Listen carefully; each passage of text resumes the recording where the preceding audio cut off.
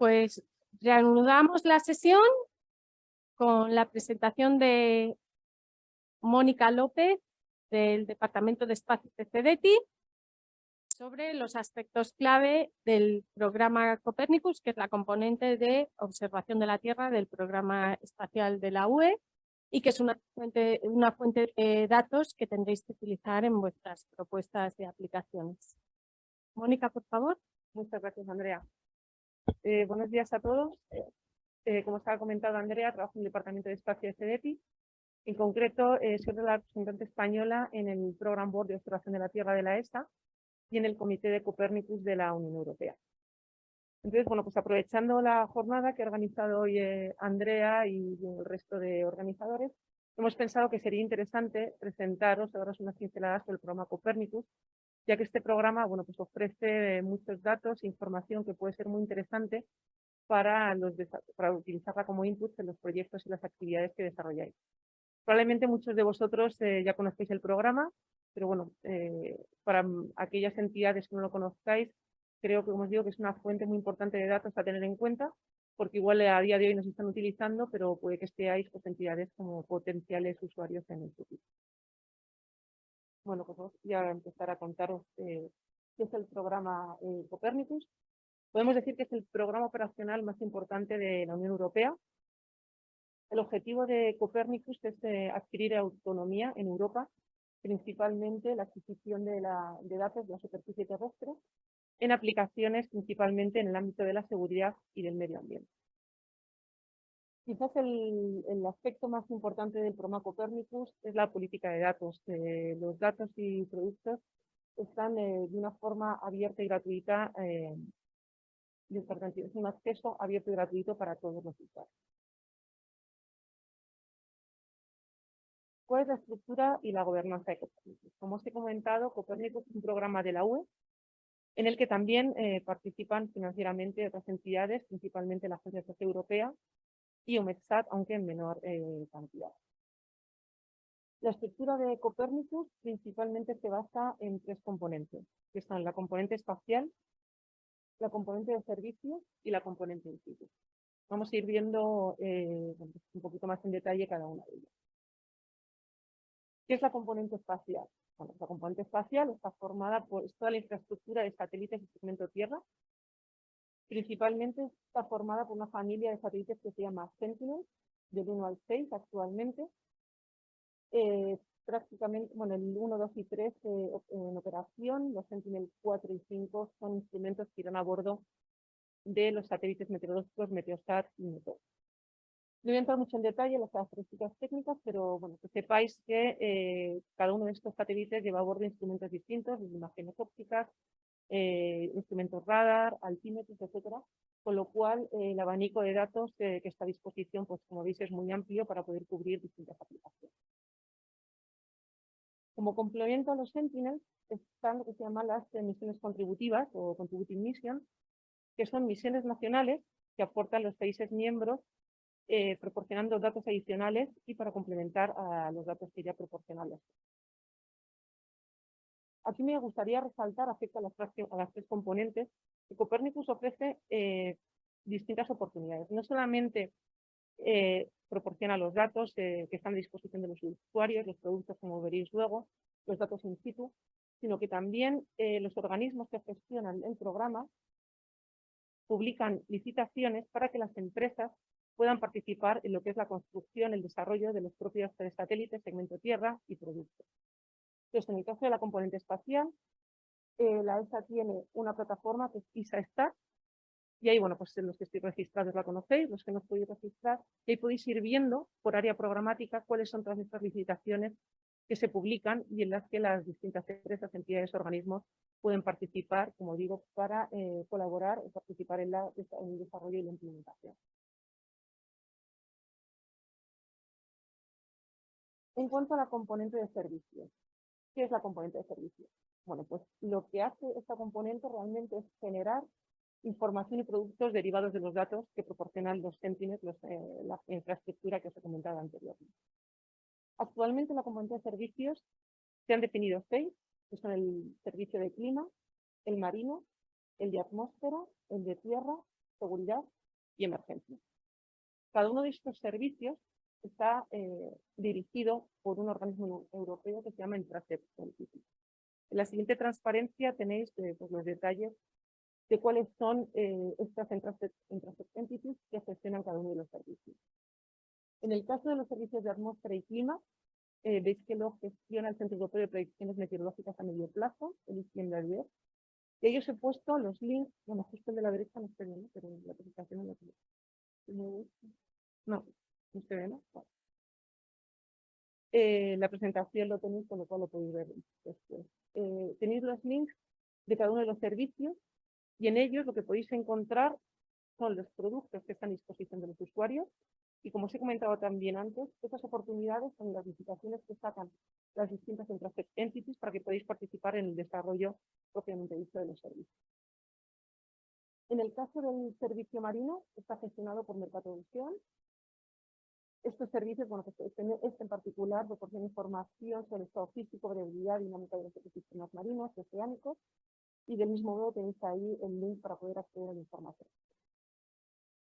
En cuanto al servicio de tierra, es gestionado por la Agencia Europea del Medio Ambiente, el Joint Research Center, el JRC, y bueno, este da información geográfica sobre el terreno en distintas variables, como puede ser, por ejemplo, la vegetación.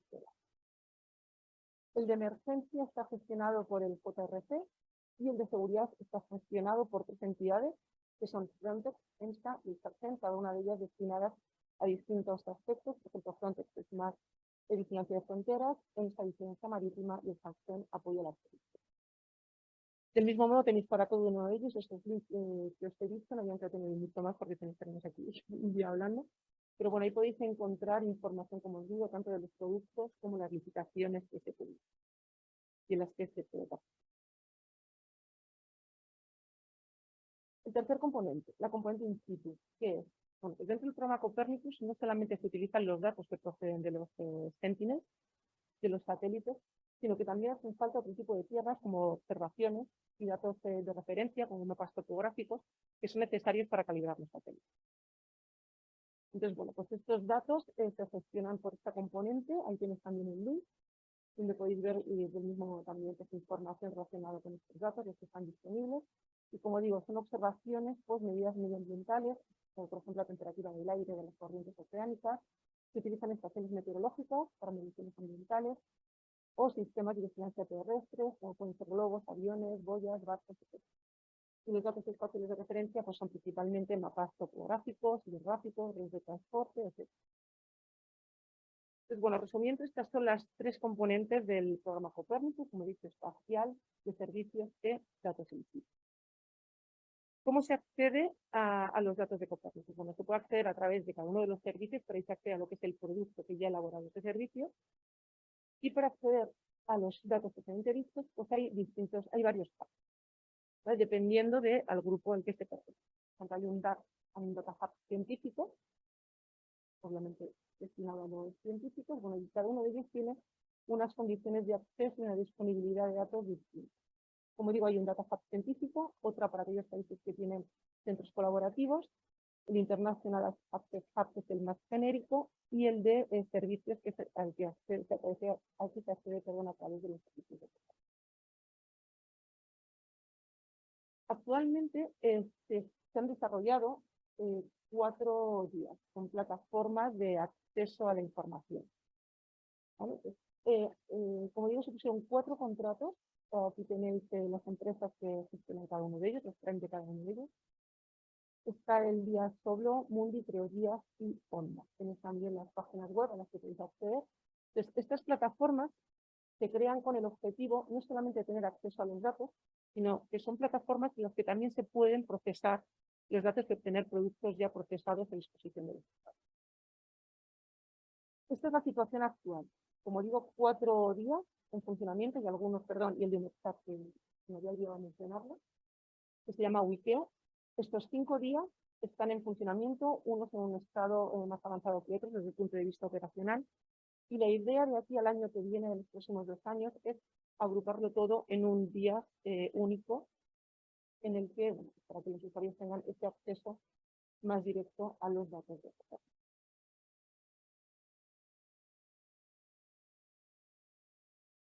En cuanto a la organización de Copérnicus, bueno, pues a nivel europeo tenemos dos comités, el comité de Copérnicus, que los dos están dentro del programa de espacio. El comité de Copérnicus, en el que desde España se representa desde el CETI y el Ministerio de Industria, y el User Forum, que es el comité que asesora al comité de Copérnicus. El User Forum a nivel español lo representan el ICN y el ITEC. ¿Cuál es el papel de cada uno? Bueno, pues el User Forum recoge las necesidades de los usuarios, esta información se traslada al comité de Copérnicus, donde finalmente, bueno, pues se toman ya los aspectos programáticos sobre cuál es la organización, gestión y futuro del programa.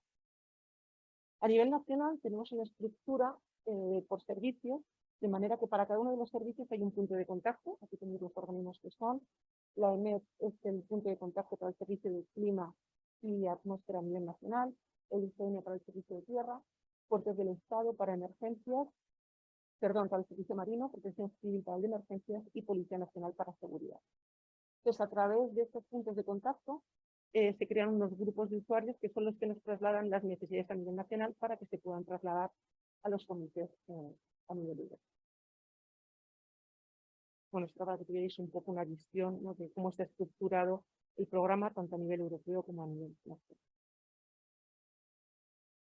En cuanto a sus aplicaciones, bueno, comentaros simplemente una serie de ejemplos. Como os comentábamos al principio, el objetivo de la presentación es dar a conocer el programa Copérnicus para aquellos que no lo conozcáis y sobre todo para promocionar el uso de sus datos.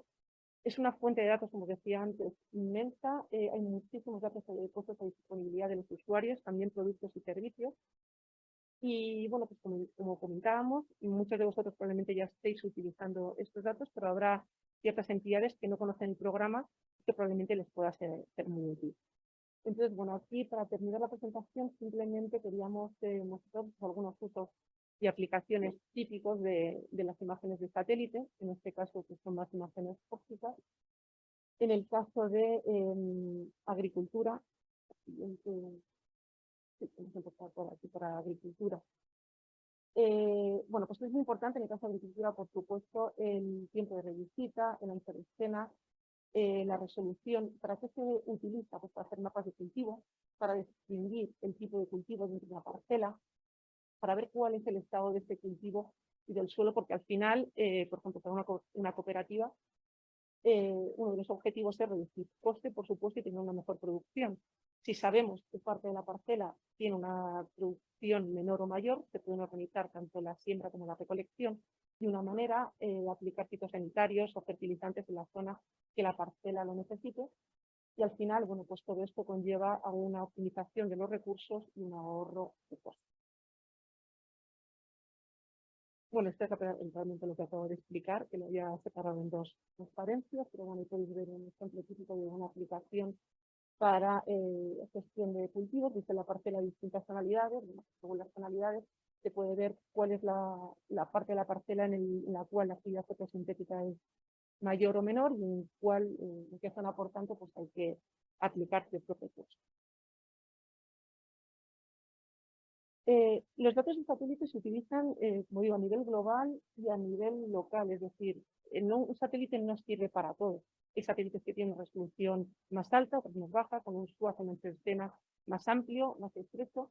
Al final hay que complementarlos y utilizarlos de acuerdo a la aplicación que se quiera hacer. Por ejemplo, a nivel global, pues podemos medir la vegetación de los bosques a nivel global de la Tierra, o a nivel global podemos ir a ver parcelas más pequeñas y estudiar la vegetación en regiones más pequeñas. Este es un ejemplo de muy bien la imagen, pero bueno, pues, es una clasificación, no sé nada porque está totalmente en blanco, pero bueno, deberían aparecer colores. Una de las aplicaciones típicas del uso de los datos y sistemas de información geográfica es la clasificación de los suelos. Pues ver en un país, en una región, en una comunidad autónoma en España, qué suelos se están utilizando para agricultura, para qué tipo de cultivo, cuáles están en barbechos, cuáles son suelos urbanos, etc. Entonces, con este tipo de imágenes se pueden hacer clasificaciones muy útiles e interesantes para ciertas actividades también industriales. Ah, mira, que no estaba por esto en blanco. Ahí es la clasificación, dependiendo del tipo de suelo. Esta es otra aplicación que es para ver pues, dónde se centran también los bancos de peces. Se puede ver muy útil, obviamente, para todo el tema de la pesca. Se van viendo las corrientes, se van trasladando en los océanos.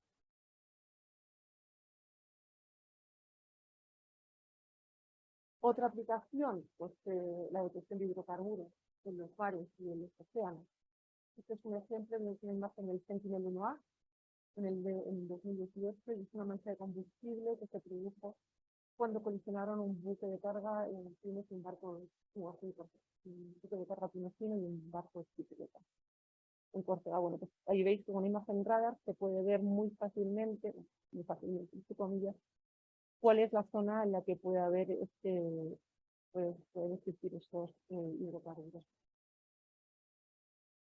Esto ayuda, por supuesto, pues para todos los trabajos de limpieza y la recuperación que hay que hacer una vez que se produce una catástrofe de este tipo. Esta es una imagen más reciente de la crisis que hubo en La Palma con la erupción del volcán. Bueno, pues desafortunadamente tuvimos esta crisis de desastre, como digo, en la isla de La Palma. Y bueno, pues aquí podéis ver que con una imagen de satélite se puede estudiar cuál es esta corriente de lava, cuál es el impacto que puede tener en las zonas, en este caso de la isla. Se puede ayudar pues, a los servicios de emergencia para organizar todos los recursos y tomar las medidas que sean necesarias, desplazar a la población a otras zonas más seguras. Aquí decir, bueno, pues que desde que ocurrió este evento, nos pusimos en contacto con la Comisión Protección Civil, que es el punto de contacto a nivel nacional, mantuvo varias reuniones desde entonces hasta el día de hoy. El servicio de emergencias está activado y se siguen produciendo datos que están utilizando las autoridades públicas españolas para gestionar esta crisis. Obviamente, al inicio de la crisis con una mayor actividad, pero como digo, a día de hoy se siguen utilizando productos que está proporcionando el servicio de Copernicus para seguir estudiando y poder mejorar acciones en el futuro cuando esperemos que no ocurra más, pero ocurre alguna catástrofe. Esta es otra imagen para que veáis, en este caso es detección de incendios. Esto fue este verano, sí, en la Sierra de la Culebra, en Zamora. Bueno, que es una imagen de satélite, nos puede proporcionar con bastante facilidad esas zonas que están afectadas y en el caso anterior las que tenemos públicas, instituciones públicas que utilizan estos datos para gestionar este tipo de cosas. Y bueno, por mi parte nada más, simplemente era daros a conocer un poquito más las imágenes de satélite, algunas aplicaciones, y bueno, pues espero que os haya sido interesante, y aquellos que no estéis utilizando las imágenes de Copernicus, bueno, que las sean útiles para que las podáis incorporar en vuestros proyectos.